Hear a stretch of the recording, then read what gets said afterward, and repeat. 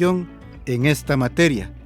Inicia ya Piedra, Papel y Cuerda, un programa con expertos en construcción para que no ponga en manos inexpertas su capital.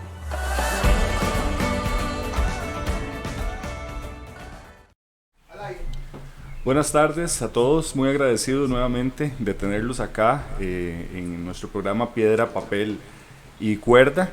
Hoy tenemos un invitado muy especial. Yo me siento sumamente honrado de tener a mi profesor, uno de mis mentores de la universidad, el ingeniero Elías Rosales Escalante, que nos va a acompañar hoy para hablar de un montón de temas enfocados principalmente en lo que es saneamiento ambiental, tanques sépticos, aguas residuales dentro de nuestras casas y habitaciones. Entonces estamos muy satisfechos de tenerlos aquí, muy agradecidos. Pedirles también que si tienen algún comentario pueden escribirlo en el Facebook y aquí lo vamos a estar leyendo y revisando. También los invitamos muy cordialmente a que le den seguir primero a La Potente Radio Acerrí y también a la página de Ricardo Zúñiga, Ingenieros Asociados, que es donde los podemos recibir también para atender algunas consultas particulares sobre temas de construcción que ustedes tengan. Estamos a sus órdenes. Vamos a explicar un poquito qué es un tanque séptico. Un tanque séptico, a veces tenemos una idea equivocada de que es como un hueco donde guardamos las aguas negras, ¿verdad?, de la casa, y que cada cierto tiempo hay que vaciarlo porque se llena. Eso es una creencia popular. Obviamente nadie está obligado a entender cuál es el funcionamiento y la razón de ser. Para eso tenemos acá a don Elías, que muy amablemente nos acompañó, viene desde Cartago, entonces estamos muy agradecidos con que haya sacado el tiempo para acompañarnos, para nosotros en el programa y también para la comunidad que representamos. Muy contento, profe, de tenerlos acá.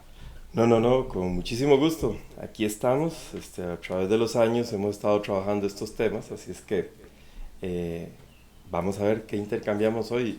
Y agradecería cualquier pregunta que quieran hacer para dar mis respuestas desde un enfoque técnico y en algunas ocasiones práctico por las experiencias que hemos generado. Perfecto. Entonces, continuando con la presentación de don Elías Rosales Escalante, es ingeniero civil, empezó a estudiar en el Tecnológico, que es donde yo estudié, pero tuvo una beca y se fue a estudiar a México. También se especializó en Holanda. ¿En qué se especializó, profe, usted en Holanda? Ingeniería sanitaria. Propiamente. Ingeniería sanitaria es muy interesante, para mí, por supuesto, y así como la ingeniería, tomamos pasión por el tema en que nos dediquemos. Es lo que refiere a agua y saneamiento. Y vamos a hablar de agua y saneamiento. Ok, perfecto. Muy bien. Es importante mencionar que el tener a don Elías aquí es un evento importante porque él es una autoridad a nivel académica en el país y a nivel nacional en cuanto a su área de especialidad, que es el saneamiento ambiental. Entonces hay que aprovecharlo y sacarle todo el jugo posible por medio de las preguntas que ustedes tengan. Entonces, entonces, profe, quería preguntarle por qué usted se enfocó en esa área de especialidad y también que nos contara un poquito cómo se dio su tarea como decano y como autor en el área de especialidad. Bueno, el objetivo macro que deberíamos de tener con claridad todas las personas en el país y todas las personas en la humanidad es un objetivo referido a salud ambiental. Y la salud ambiental debe de concentrarse en aspectos que refieren a la salud del medio donde se encuentra la persona y la salud de la persona, del individuo, de los individuos. Entonces, eso nos lleva a tener claro que hay que analizar la calidad del abastecimiento de agua, el agua que consumimos, y realmente el agua que consumimos tiene que tener un servicio seguro, y un servicio seguro es, en algunos elementos es calidad, cantidad, continuidad, que no se esté yendo el agua, es parte de un proceso de agua segura. Otro de los aspectos es que después de que usamos el agua, tenemos excretas, heces y orina. Y entonces, ¿qué hacemos con las excretas, heces y orina? Otro aspecto muy importante es el agua de lluvia. ¿Qué sucede con el drenaje urbano? Es parte de la salud ambiental. Una familia que viva cerca de un sitio de derrumbes, que por aquí estamos en algunos sectores con esas características, la zozobra es tremenda, entonces hay que saber controlar el agua de lluvia, el drenaje urbano. Y un aspecto que no podemos dejar en el concepto amplio de saneamiento intrínseco a la salud ambiental son los residuos sólidos. Entonces, esos son los aspectos básicos que nos mueven. Ahora, ¿qué es lo que tenemos que seguir analizando? ¿Qué son las aguas residuales? Bueno, el agua que utilizamos como vehículo es el elemento que utilizamos como vehículo para sacar residuos de nuestra casa. Entonces, agua residual. Y aquí hago un paréntesis para aclarar. En forma equivocada en nuestro país seguimos llamando aguas negras, aguas hervidas, aguas jabonosas. No, tenemos que ir igualmente adecuándonos con los términos. Todo el agua que ensuciamos tiene residuos, en consecuencia son aguas residuales. Entonces el concepto correcto en la salud ambiental es que saquemos provecho de esos residuos. Entonces, tenemos aguas residuales saliendo de inodoros, tenemos aguas residuales saliendo del fregadero de la cocina, de la lavandería, de la ducha, del lavamanos. Entonces esas las hemos también catalogado como aguas grises, aguas residuales grises. Las del inodoro, aguas residuales pardas. Que si sacamos solamente los orines separados de las heces, bueno, entonces aguas residuales amarillas, etc. ¿Esto por qué? Porque el concepto negro, es decir, aguas negras, se ha demostrado que es una situación de discriminación, es decir, de equidad, que debe entonces manejarse de otra manera. Sí. Y por ahí es donde andamos, en esas clasificaciones. Sí, me parece muy interesante, profe. También hay un asunto que creo que viene muy de la mano y es la responsabilidad que cada persona o cada familia o cada comunidad tiene. Porque algunas veces nos sentimos responsables de los desechos sólidos que generamos, no botar la basura en la calle. Al igual el agua que tiene residuos que nosotros generamos, creo que también hay que tener cierto nivel de responsabilidad para saber cómo manejarla, dónde encauzarla, cómo tratarla. Entonces eso es importante que la gente también tiene que entender, o es bueno que comprenda que cada acción tiene una consecuencia. Entonces que nosotros no podemos descargar el agua sucia o residual en una quebrada, en un río o de manera inadecuada. Bueno, eso que estás diciendo, totalmente de acuerdo. En Costa Rica ya tenemos un poquito más de entendimiento, no necesariamente el comportamiento correcto, en relación a los residuos sólidos. Ya en las escuelas se trabaja mucho de eso, en los colegios se trabaja mucho de eso, las municipalidades insisten, el Ministerio de Salud insiste, tenemos una ley y una política nacional de residuos desde el 2010. Sin embargo, ¿cuál es el comportamiento de las personas actualmente? Ahora en el fin de semana estuve cerca del Mirador de Orosi, no en el Mirador de Orosi, ahí camino a Orosi. Tristemente, a la orilla de la carretera se estaciona uno también para ver lo majestuoso y lo bonito del paisaje. Lleno de basura, basura sólida, residuos sólidos. Por eso hablamos de residuos también sólidos, con el concepto de buscar un aprovechamiento. Entonces, eso que estás diciendo es categórico. El agua, la sociedad occidental principalmente, acostumbró a utilizar el agua como el elemento, como el vehículo para sacar de la casa residuos.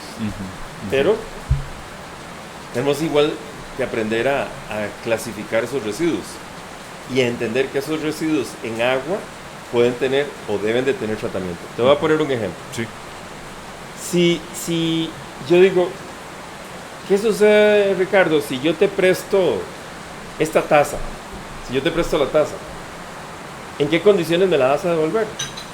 Debería devolvérsela en iguales o mejores condiciones, al menos limpia y sin quebrar, ¿no? ¿Y por qué? ¿A cuenta de qué? Pienso yo que por un tema de responsabilidad. De responsabilidad. ¿Y a cuenta de qué? ¿Quién te enseñó eso? Yo creo que es mi familia, mis papás, la comunidad en la que me desenvuelvo, los centros donde estudié. ¡Ay, qué interesante! Pero ve lo hipócritas que somos. Le pedimos agua a la naturaleza cuando llueve y que sea de buena calidad y que la podamos almacenar para poderla consumir y mantener nuestra salud. ¿Y cómo le devolvemos el agua a la naturaleza que nos la dio? Con orines, con heces, con arroz, con frijoles, con macarrones. Y si puedo desentenderme totalmente sin saber ni a dónde se fue, mucha gente dice mejor. ¿Y entonces qué? qué hipócritas que somos. Me dijiste que por la familia, por la comunidad en la que vivís, por aspectos morales, culturales, le podemos agregar un montón de calificativos al asunto. Pero si nosotros nos damos cuenta, ¿qué es lo que le pasa al ser humano, al individuo, con ese comportamiento? Igualmente me dio muchísimo gusto lo que comentaste al inicio del programa. Es decir, no hay razón para que las personas sepan todo. Y por eso estamos en este programa. Estamos en este programa con el propósito de empezar a decir, mire, vamos a sonar una campanita aquí hay una lucecita, vea, el ser humano puede ser mejor, y el planeta es muy lindo, Costa Rica es muy linda, entonces necesitamos comprometernos diferente. También es importante, yo siempre pienso, o todavía estoy pensando de esa forma, en que también nosotros como país y esta comunidad en la que estamos, Acerrí, que como conversábamos ahora fuera de cámaras, es una comunidad que tiene más del 50% rural, nosotros nos vendemos y nos preciamos, repito, tanto como comunidad, como país, como de ser ecológicos, como de ser amigables con el ambiente, como de ser verdes y como de tener siempre fuentes de agua. Bueno, pero eso no es eterno, ni es automático, ¿verdad? Y la naturaleza se purga sola, lo que pasa es que yo creo que no puede uno abusar de los recursos y de los procesos naturales. Creo que siempre debe haber responsabilidad de por medio. Vean, hay una situación en contra del tanque séptico. Muchas veces las personas piensan que tener un tanque séptico es estar atrasado en la vida, y no es así. Vea, en este momento Costa Rica tiene cerca del 74% de la población conectada a un tanque séptico. Nosotros en esta comunidad creo que todos estamos conectados a tanque séptico, porque en nuestro sector urbano, que es no hay sistema de alcantarillado sanitario. Pero sabe, ahí es donde quiero aclarar conceptos. Por favor. Es decir, hay diferentes técnicas. Es decir, podemos defecar al aire libre, podemos defecar en una letrina, y muchos aquí en Acerrí, así como yo, que crecimos cerca de zonas rurales, conocemos cómo funciona una letrina. E igualmente, luego el país se ha venido llenando de tanques sépticos. Ese 74% de la población costarricense conectada a un tanque séptico significa alrededor de 1.200.000 tanques sépticos en el país. Entonces tenemos que entender que el tanque séptico es una unidad para el tratamiento, y es una unidad muy buena que se la desearía en montones de países.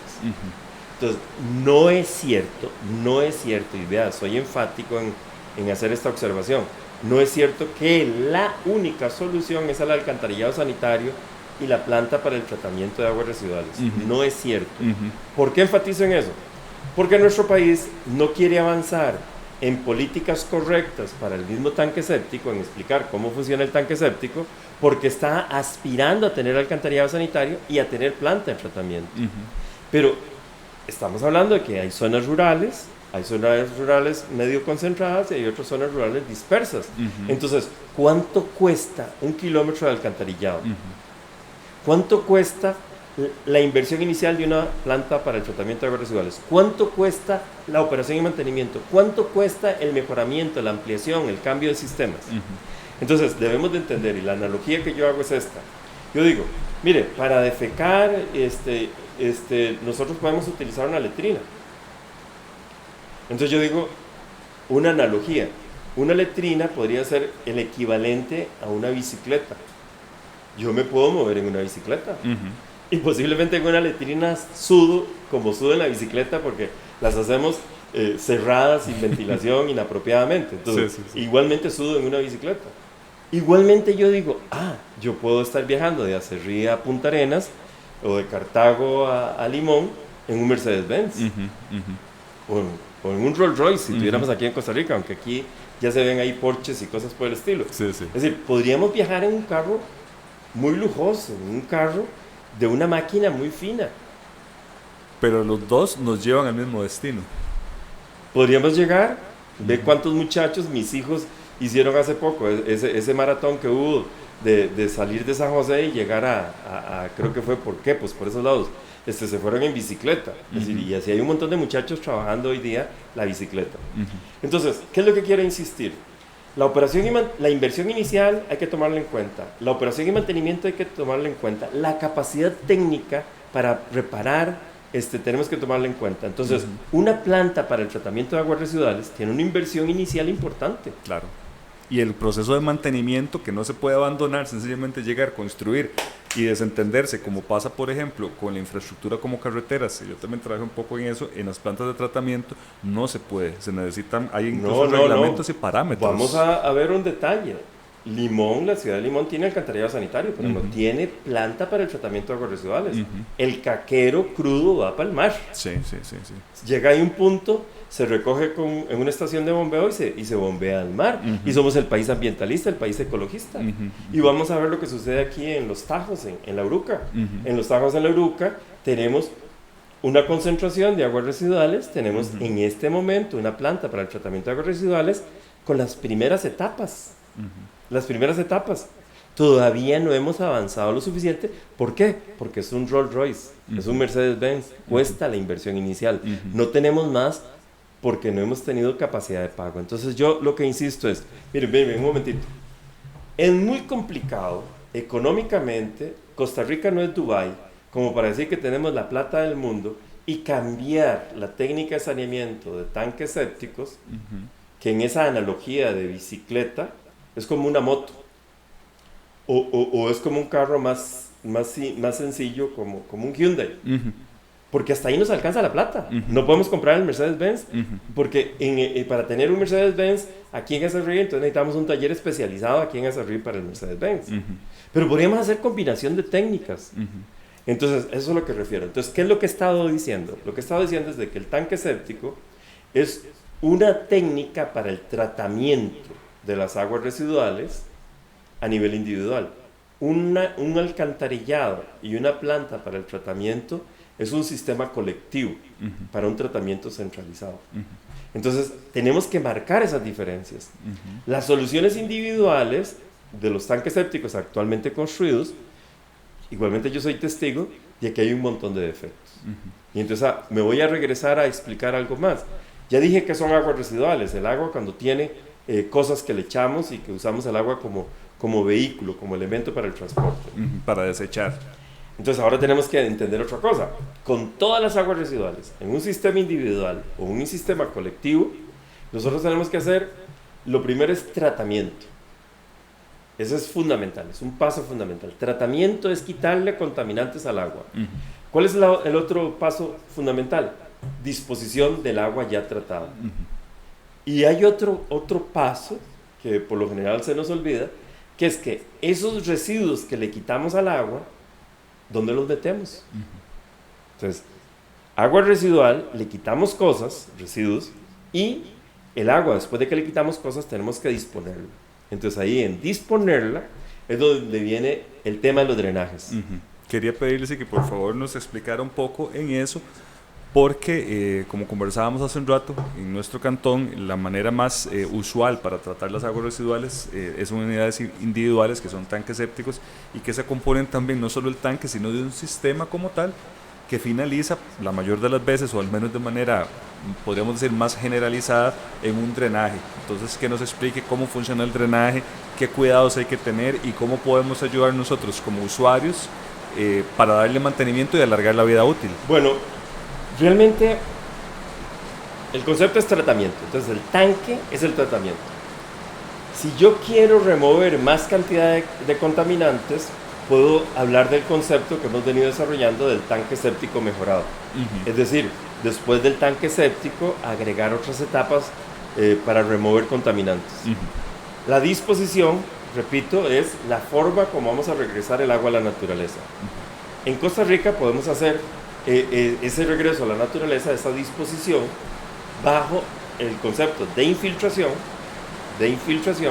o bajo el concepto de descarga en un río, en un cuerpo de agua. Un paréntesis, profesor, para que la gente también nos entienda, la infiltración es la capacidad que tiene el terreno o nuestro lote de absorber esa agua, ¿verdad? Y vamos a aclarar todavía más el concepto, porque no es de absorber, porque absorber es que esté seco y que se lo trague. Entonces, una de las dificultades mayores y uno de los defectos mayores que se tienen en el país es que el concepto correcto es percolación. Ni es infiltración, ni es absorción. Percolación es un concepto diferente en el sentido de que el terreno esté saturado y que el agua fluya en ese terreno. Haya flujo. Porque es muy fácil, si es absorción, queremos que el terreno esté seco.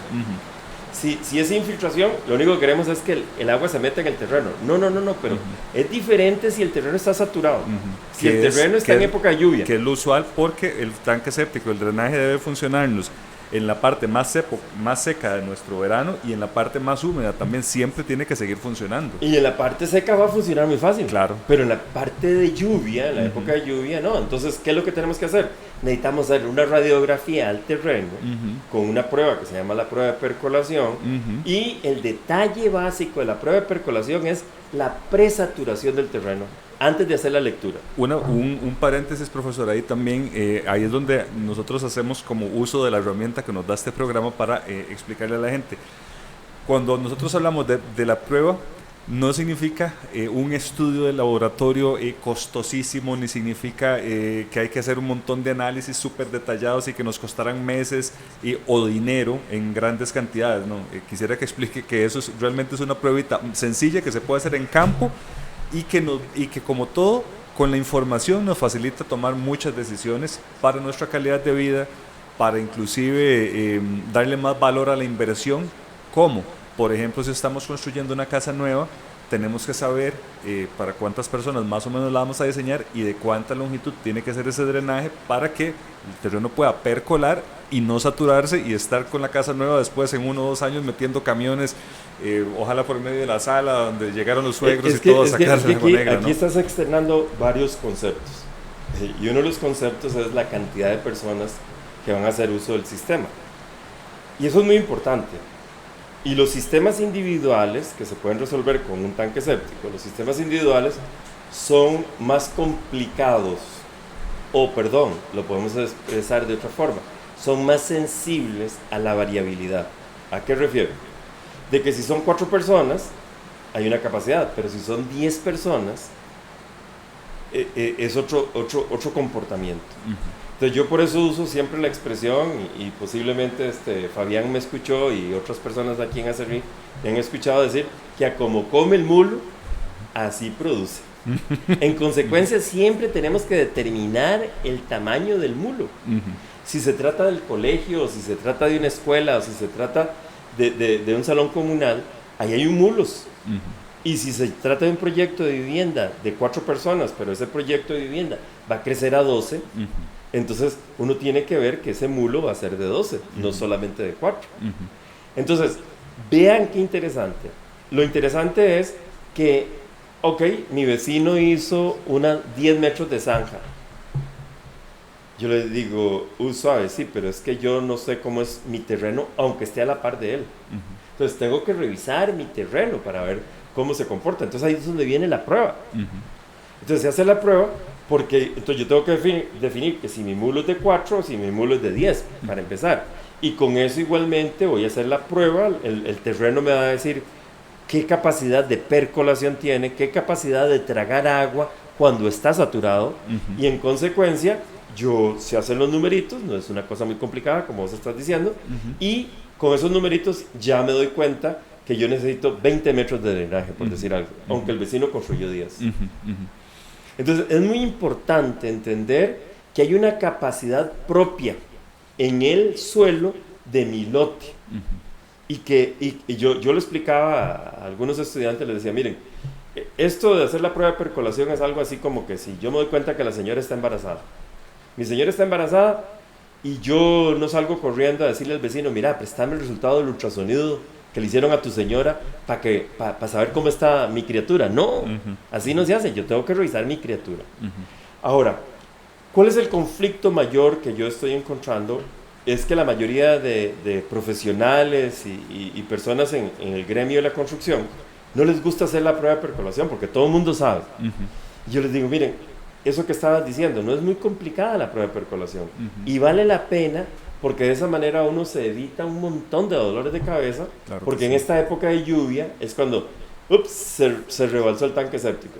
no es que el tanque séptico haya fallado. Correcto. Es que no hay capacidad en ese terreno para tragarse el agua. Hay otro paréntesis, profe, que siempre es importante aclarar que el tanque séptico, la gente dice es que se llenó. No, el tanque séptico siempre está lleno, trabaja lleno.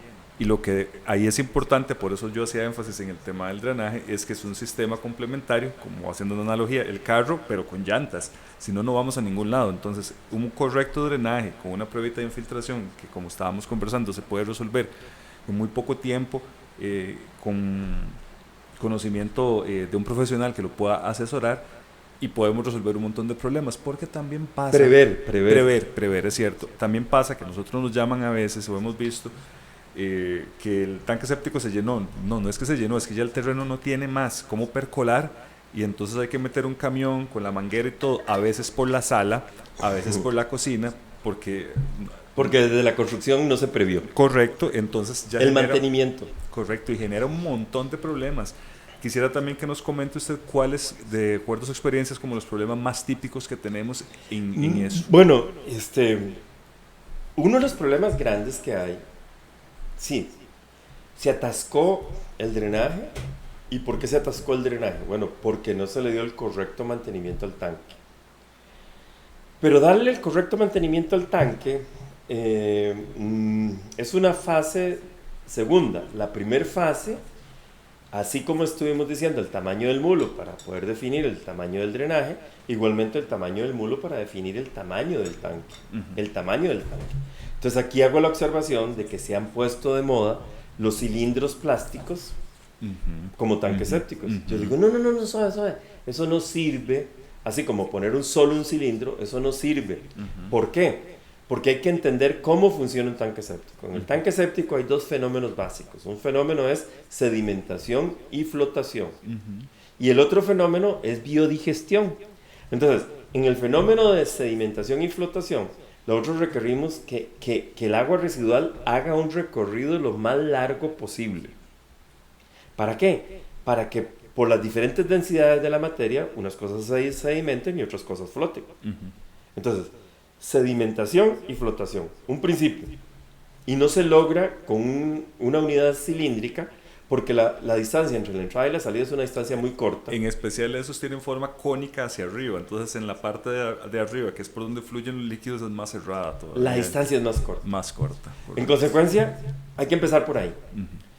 Entonces, lo otro es biodigestión. Entonces, en la biodigestión se requiere que haya al menos 1 metro de profundidad de los líquidos para que se pueda acomodar la materia sólida y se pueda biodescomponer.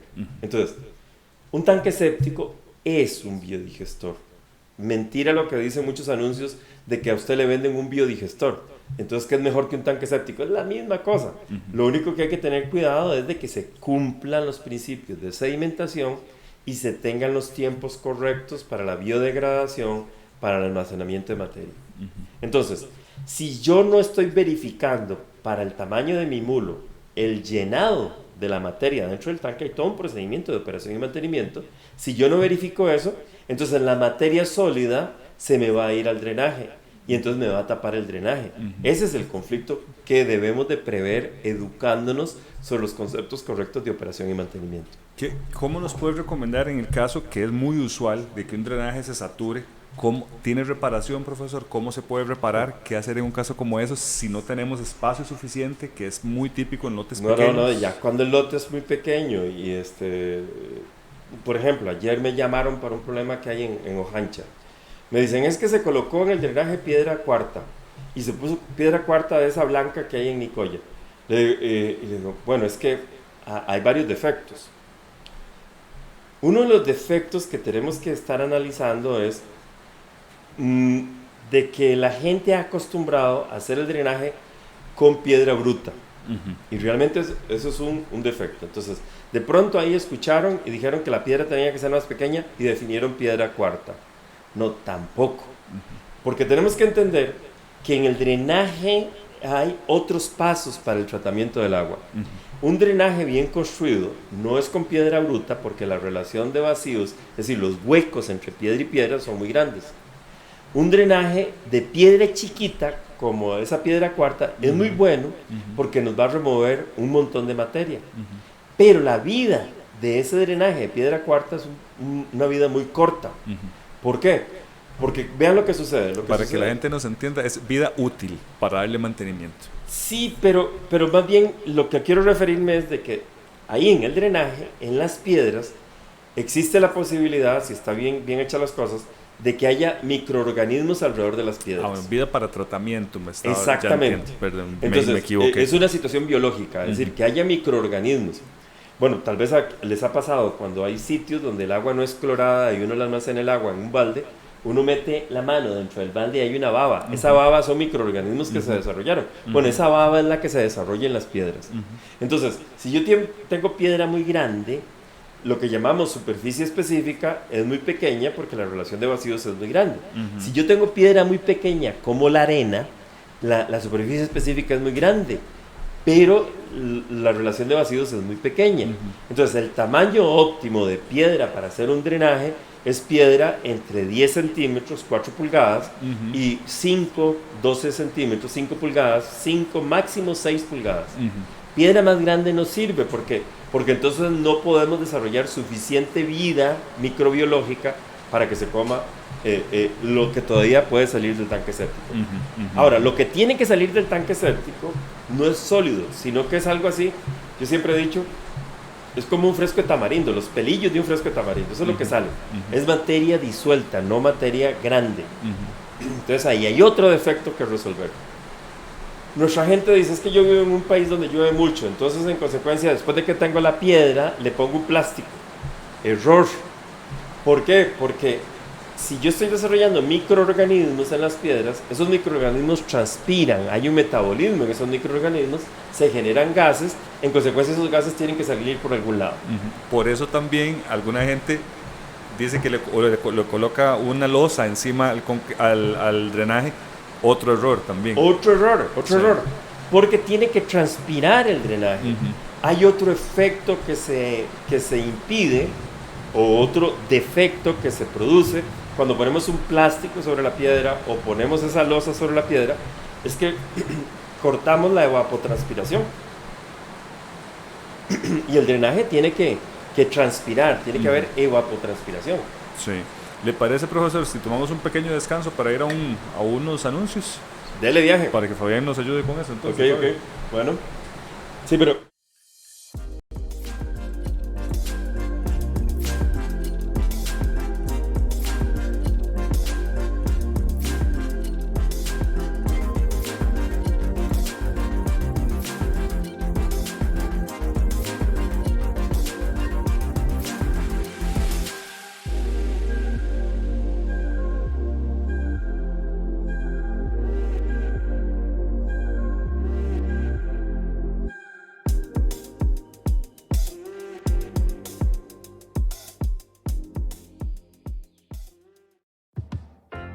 Nos encanta ser pueblo, por eso somos la potente.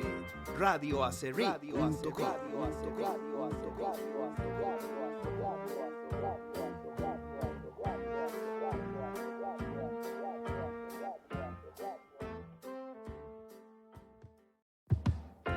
Nos encanta ser pueblo, por eso somos la potente.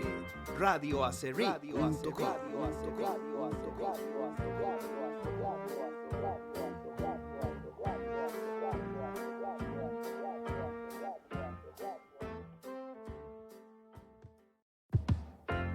Nos encanta ser pueblo, por eso somos la potente. radioacerri.com.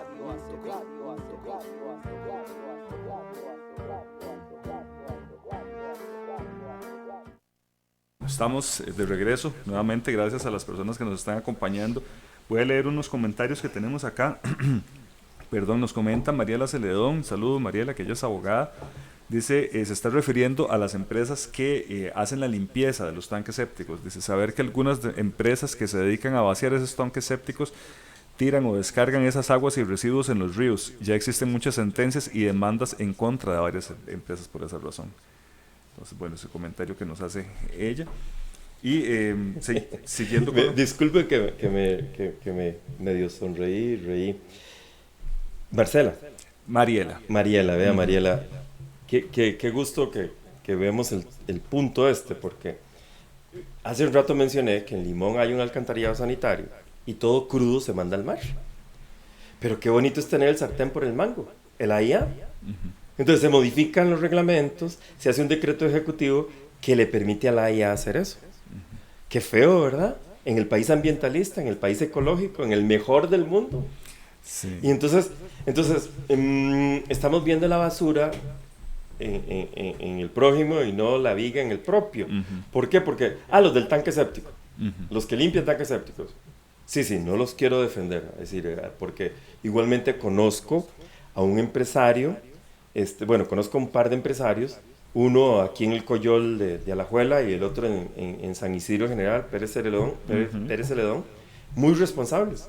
Ellos van, limpian, le están dando tratamiento, e incluso, tratamiento, quitándole los contaminantes al agua, disposición, regresar el agua tratada a la naturaleza. Y luego, ¿qué hacemos con la materia que le quitamos al agua? En el caso del tanque séptico lo llamamos lodos. Aquí yo también voy a expresar, comemos sano, defecamos sano. Y el viejillo de San Isidro en general entiende eso correctamente. Entonces, vean ustedes qué interesante. El señor en San Isidro en general lo que está haciendo es que recoge con sus tanques solo de tanques sépticos de familias, de casas. También recoge de restaurantes y de industria, etc. Pero cuando hace eso solo. Pero recoge solo los de las casas y lo lleva a un punto de tratamiento solo los de las casas. De esa manera, cuando él procesa lo que saca el tanque séptico, obtiene materia que es muy útil, es un biosólido, es una materia que es un abono, hecho con excremento de personas. Porque vean, hay un principio de la ciencia básico. La materia no se crea ni se destruye. Solo se transforma. Y entonces, yo también igualmente siempre cuento que cuando yo estaba chiquillo allá en Atenas, donde yo crecí, que había un palo de guayaba y otro palo de mandarinas en el cementerio. De uno chiquillo, una guayaba es una guayaba, una mandarina es una mandarina. Pero mi mamá no nos dejaba comernos una guayaba ni una mandarina del cementerio porque si se tenía un gusano era un gusano del muerto. Ya después uno cuando va creciendo y va entendiendo las cosas, no, la materia no se crea ni se destruye, se transforma. Así es que esa guayaba que estaba en el cementerio o esa mandarina del cementerio era, sí, con nutrientes del pobre difunto que estaba ahí o del difunto que estaba ahí, porque pobre, sí, con el difunto que estaba ahí y que se transformó la materia. Entonces este señor en San Isidro General está vendiendo, entonces él le da risa porque él dice, mire, vea qué vacilón, a mí me pagan 2 veces por mi materia, yo voy y saco y me pagan. Y después vendo. Yo la proceso y la vendo. Sí. La misma caca que saqué allá, la procesé y la vendí como abono orgánico. Sí. Buenísimo ese abono. Y vio una buena oportunidad de negocio el señor también. Claro, el señor, para poder funcionar, tuvo que ganar un conflicto en sala cuarta contra el Ministerio de Salud porque no lo dejaban funcionar. Entonces, regreso a expresiones, cómo los reglamentos están hechos en un escritorio, en una oficina, y esto que nos dice la licenciada, pues es muy cierto, pero igualmente tenemos que entender que lo que es bueno para, como dicen, para Pancho, que sea bueno para Pancha, ¿verdad? Y que nos cubra a todos. Entonces, debemos de llevarnos adelante ciertos análisis, no solamente por el tanque séptico como tal, no solamente por el drenaje como tal, sino de los encargados que hacen esa remoción de materia. Recuerdo cuando estábamos en la universidad que usted nos había contado que algunas veces cuando llegan y sacan todos los lodos del tanque séptico, a veces hay gente que dice, señor o señora, se lo limpio con cloro, todo eso. Eso no está bien. No, es que entendamos, incluso yo le recomiendo a los ingenieros, a los profesionales o a los maestros de obra, a todos los que están en la construcción, que ojalá la primera obra que hagan es el tanque séptico cuando van a hacer una casa y que pongan a los trabajadores a defecar ahí, a que vayan, para que arranque, que vaya llenando de esa manera. Esta naturaleza, lo que Dios creó, es exageradamente preciso. En consecuencia, eso que uno defeca, bueno, voy a ponerlo en otra perspectiva. Las enfermedades, ¿por qué es que tenemos que tener saneamiento? ¿Por qué tenemos que llevar a un proceso? Porque nosotros transmitimos enfermedades principalmente por las heces. Entonces, pero las heces tienen microorganismos que pueden ser de enfermedades, pero igualmente tienen otros microorganismos que procesan la materia. Es decir, en el proceso de transformar la materia son microorganismos. Un ejemplo, accidentan a un perro ahí en media calle y ustedes lo ven que el perro está ahí y se abomba y se revienta, llegan los opilotes y a la vuelta de 2 meses ya no hay nada de perro. Nada más está ahí una marca de pelos que quedaron ahí. ¿Por qué? Porque intervinieron microorganismos, bacterias, virus, hongos, todo eso intervino en el proceso de transformación de la materia. Entonces, las heces se van descomponiendo, pero igualmente podemos transmitir enfermedades porque nosotros evacuamos las enfermedades por las heces. Entonces, hay que darle tratamiento. Entonces, no es simplemente coger eso y sacarlo y botarlo. Entonces, esos son los cuidados que hay que tener con la transformación de la materia en esto del saneamiento. Quería que conversáramos, profesor, también un poquito sobre algo que, al menos para mí, les soy honesto, es relativamente nuevo. Son las biojardineras. ¿Cuándo nos puede aplicar en una casa particular una biojardinera? ¿Cuándo no? Si eso tiene alguna descarga, que a diferencia de lo que estábamos conversando del sistema clásico de tanque séptico y de drenaje, que todo debe ser percolado por la tierra, si hay algún remanente o algo que salga de la biojardinera y si se puede descargar en algún caño, en alguna quebrada o algo así. Ay, Ricardo, en nuestro país el sol se para a vernos porque eso de los reglamentos es muy complicado. El planeta rota, es decir, yo le digo a la gente, miren, el planeta rota, el planeta está en movimiento.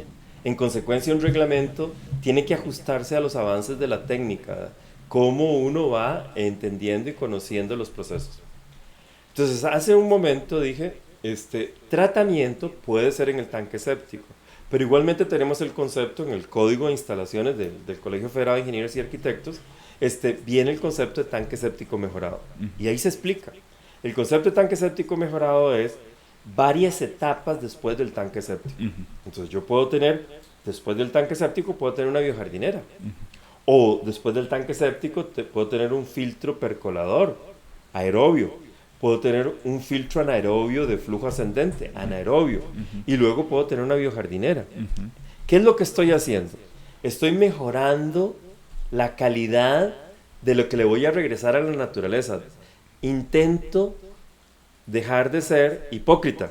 Con el tema de la taza. Exactamente. Sí. Me prestaron la taza, me prestaron el agua, la estoy puliendo, le estoy quitando contaminantes para regresarla a la naturaleza. Que al final es lo que en un proceso tal vez más industrializado o más centralizado ejecuta una planta de tratamiento. Recibe una calidad, procesa por medios mecánicos, biológicos o anaeróbicos y descarga con una calidad mejor. Sí y no. Es decir, porque igualmente dije, en los tajos apenas hay un nivel de tratamiento. Sí. Entonces, no están puliendo de manera tal de que cumplamos correctamente la responsabilidad ambiental que nos toca. Entonces, tu pregunta es sobre la biojardinera. Entonces, yo te respondo en concreto. La biojardinera es una técnica más, una unidad para el tratamiento, una unidad para la remoción de contaminantes adicional que complementa al tanque séptico. Que complementa al tanque séptico. Entonces, lo que sale de la biojardinera es de muy buena calidad. Ahora, ¿por qué se llaman biojardineras? ¿Por qué se ha popularizado el nombre de biojardineras? A mí eso me llama montones la atención. Y es una situación muy simpática. En este tema tuvimos un proyecto que era con la cooperación holandesa allá a principios de los años 2000, en específico en el 2004, 2006. Eso lo hicimos en conjunto, gente del TEC y gente de una ONG que se llama CEPESA aquí en Costa Rica. Participó Hábitat Naciones Unidas, participó la Compañía Nacional de Fuerza y Luz. Y lo que se requería era una técnica para darle tratamiento a las aguas grises, o a las aguas residuales grises, a las aguas jabonosas. Entonces propuse que utilizáramos esta técnica. ¿Por qué? Porque me tocó atender a un estudiante de Australia que venía a hacer su doctorado aquí en Costa Rica, ahí en Monteverde, en el Instituto Monteverde. Él vino a hacer su doctorado ahí y yo era su profesor tutor. Yo no sabía mucho de qué iba a ser su tesis y eso me dio la oportunidad de estudiar. Es parte de la formación de uno. Y varios investigadores, repito, como el planeta rota, las investigaciones se van haciendo. Y entonces varios investigadores de ingeniería sanitaria, como biólogos, como ecólogos, se dieron cuenta que los humedales naturales, el agua que llega ahí, las plantas y los microorganismos ahí prevalecientes remueven contaminantes. Entonces, a nivel del planeta, y a finales de los años 90, principios de los años 2000, se hicieron investigaciones muy interesantes en Europa, en Australia, en la India, en Canadá, en Estados Unidos, sobre humedales artificiales o humedales construidos con el propósito de remover contaminantes del agua antes de regresarlo a la naturaleza. Queríamos hacer pruebas, pero no nos dejaban. Entonces había que discutir con el Ministerio de Salud para que nos dejaran hacer eso.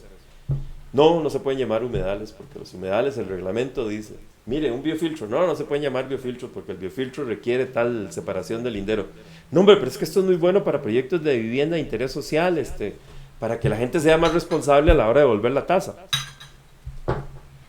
Le digo, ¿qué te parece que lo llamemos biojardineras? De por sí eso es una macetera con piedras. Porque se había vuelto un tema de semántica, más bien, en lugar de ser algo técnico. Es que en Costa Rica todo es así. Es decir, la licenciada sabe de que si no está preciso el nombre que está en el reglamento, no podemos hacer nada. Entonces, le digo, mira, ¿qué tal si las llamamos biojardineras y no las llamamos humedales? O no los llamamos biofiltros, porque igualmente parte de nuestra experiencia de aprendizaje fue con la Universidad de Ingeniería de Nicaragua, que ellos tenían un proyecto ahí con la cooperación austriaca, y fuimos a aprender cómo era que funcionaban estos humedales artificiales. Y entonces, repito, la biojardinera es una técnica adicional que complementa el funcionamiento del tanque séptico. No reduce la cantidad de drenaje, es tratamiento. Son etapas de tratamiento. No vamos a cambiar drenaje, que ya la prueba de infiltración nos dijo que teníamos cierta cantidad, no nos va a reducir eso por tener una unidad adicional, es calidad. Es calidad, es remoción de contaminantes. En consecuencia, siempre tenemos que buscar la disposición del agua. Ahora, la disposición se puede hacer en el drenaje, claro que sí, se puede seguir haciendo en drenaje.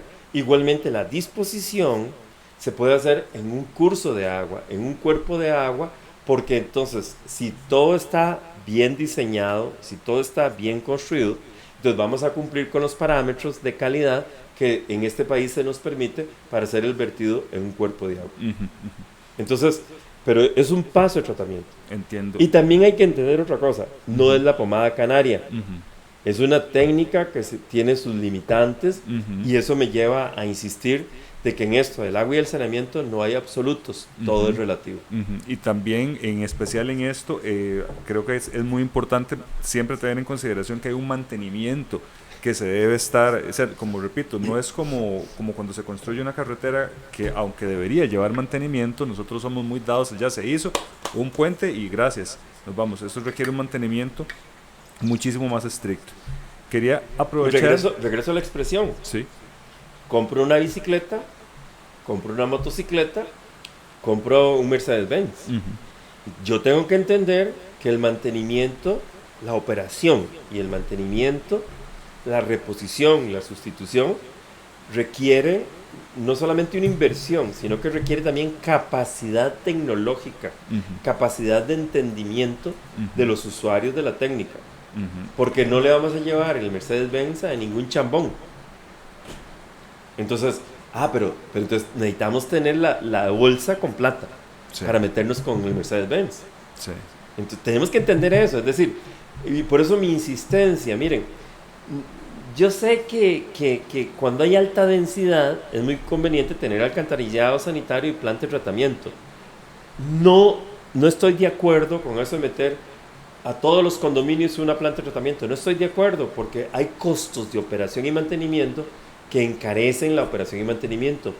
Pero es diferente si yo tengo 100,000 personas que atender o 200,000 personas que atender. Ahí sí tengo suficiente densidad de población que me justifica la inversión inicial y me reduce los costos de operación y mantenimiento. Es que vea qué grosero es. La gente quiere vivir en un condominio, son 20 familias y tiene que hacer una planta de tratamiento. Suave, pero el microbiólogo vale tanto, el examen vale tanto, el ingeniero vale tanto. Son costos que con poca población son altos. Claro. Quería aprovechar porque nos están haciendo una pregunta. Textualmente nos dicen ¿qué cuidados hay que tener como generadores de agua residual en una vivienda a la hora de lavar los inodoros para no estropear o que dure más el proceso en los tanques sépticos? Muchas veces la gente tiene el temor de que a la hora de lavar un tanque séptico usa cloro. Bueno, si se puede limpiar el inodoro con vinagre, por ejemplo, es mejor que trabajar con cloro. Sin embargo, en una ocasión, un amigo microbiólogo ambiental canadiense me dice, ¿usted ya analizó la calidad, la fuerza de ese cloro? ¿Qué tan potente es ese cloro? Y tiene toda la razón, porque es el cloro comercial, el cloro patito o conejitos que se compran. No es industrial, para un efecto industrial. No es un cloro industrial. En consecuencia, es un cloro de baja potencia. ¿Por qué? Porque el cloro es de mucho cuidado. Es decir, si nosotros no sabemos trabajar con el cloro, podemos tener problemas en la piel, problemas en el olfato, problemas en el tracto digestivo, etc. Entonces, tenemos que entender que la concentración de cloro comercial es una concentración baja, en primer lugar. Pero hay otro efecto. Si yo tengo bien dimensionado el tanque, el volumen correcto para ese mulo, la cantidad de cloro en el volumen total se diluye. En consecuencia, el impacto negativo que se puede ocasionar en el proceso microbiológico de biodigestión que podemos tener en el tanque, no es dramático. Por supuesto que hay que educarse. No hay que hacer eso cada vez que defeco, tampoco todos los días. Sí, hay que ordenarse. Y tratar, ojalá, digamos que si yo uso una solución de cloro, y aquí explico otra cosa.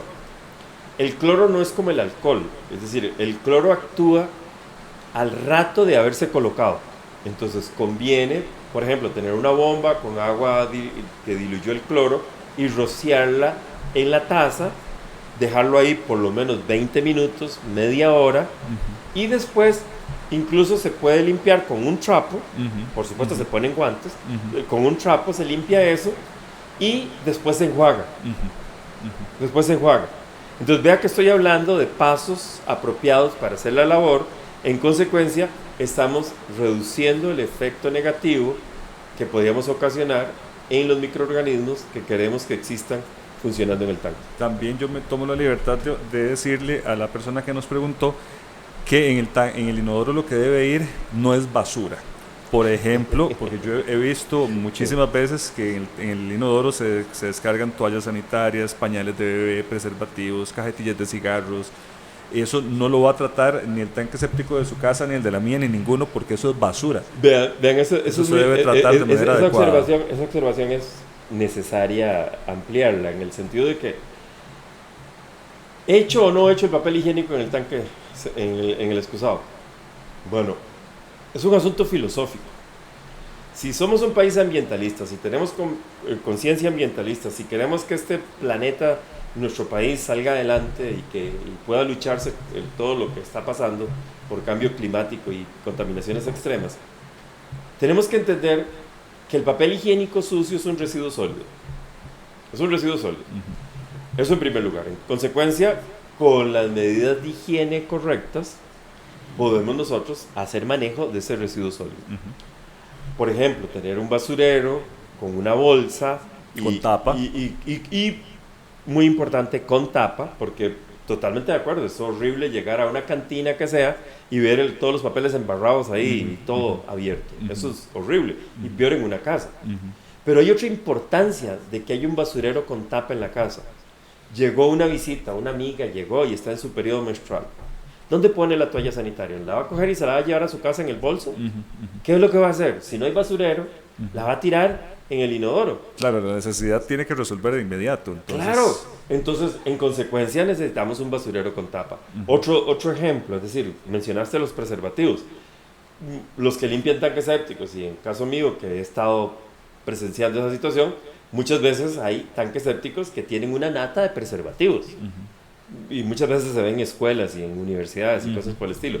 Pero ese no es el punto. El punto es de que tiene que haber un basurero con tapa para que se trate el preservativo como un residuo sólido y no necesariamente se tire en el inodoro. Y esto también va, por ejemplo, en las costumbres de lavar los platos. La mayoría de los fregaderos en las cocinas tienen un pascón, un colador. Y la mayoría de las personas lo quitan. Pero ese colador tiene el objetivo de educarnos en el sentido de que antes de lavar un plato tenemos que limpiarlo en seco. Y si por alguna razón se nos va un macarrón o un arroz o un frijol, ese colador que está ahí, ese pascón que está en la salida, en el desagüe, retenga los sólidos. Porque no es solamente echar el papel higiénico en la taza, es también los sobres de comida, estarlo sacando con el agua. Y aquí que somos buenos para el chicharrón también, cuando ¿La grasa? Claro, es mejor limpiar el plato con un trapo o con una papel, toalla, botarlo servilleta, y después lavamos el plato, pero eso es importante. Lo hago con énfasis porque aquí de verdad comemos mucho chicharrón y muchos tamales, entonces eso es importante.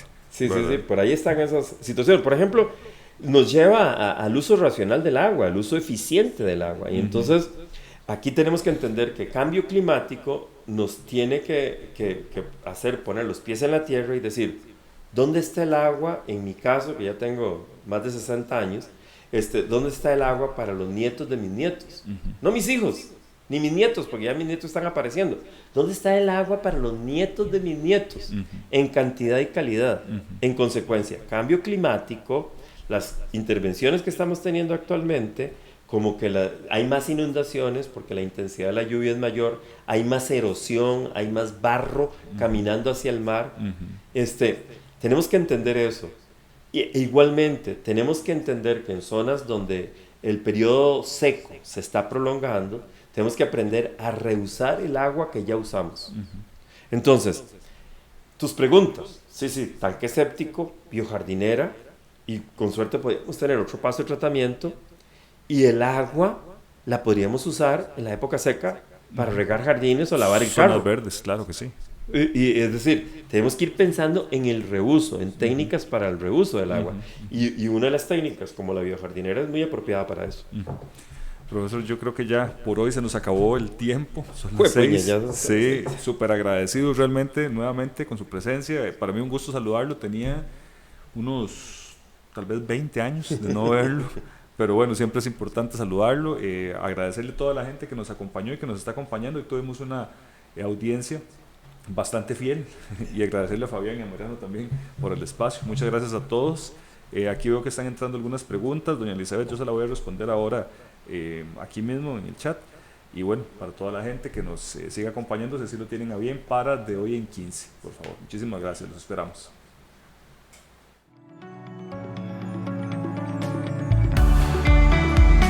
Por Radio Acerrí La Potente les hemos ofrecido Piedra, Papel y Cuerda, un programa de 60 minutos con asesoría en compras de materiales, planos y muchas recomendaciones para su construcción.